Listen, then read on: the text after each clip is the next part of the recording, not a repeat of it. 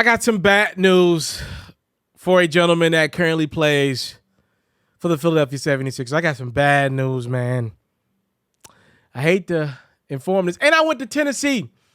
You know, I'm a Vol for life. I did not go to Tennessee at the same time as this gentleman, but I actually have had the pleasure at meeting Tobias Harris in Knoxville. He came, you know, when I was at school there and did an open run. Just a cool dude, man. Obviously I don't know him well or anything, but I've met him. I think I met his brother as well before.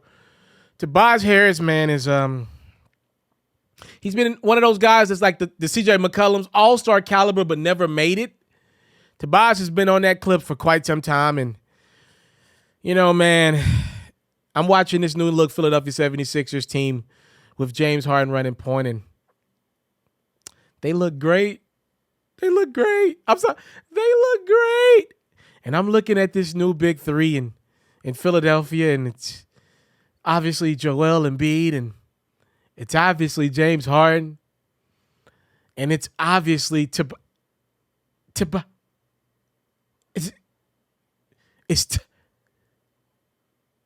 not Tobias.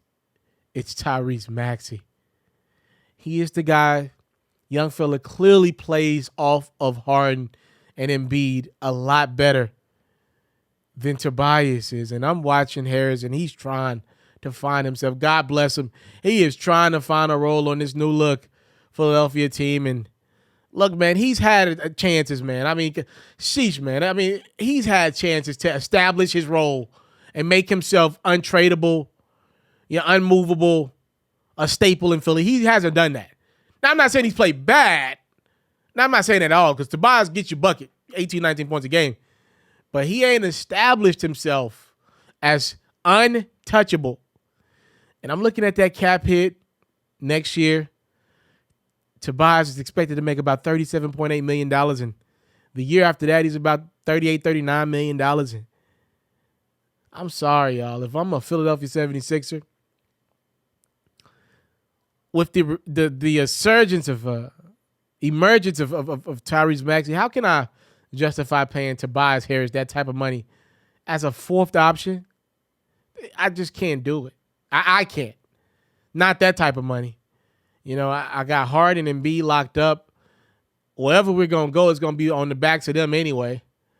I don't see Tobias making it through this offseason.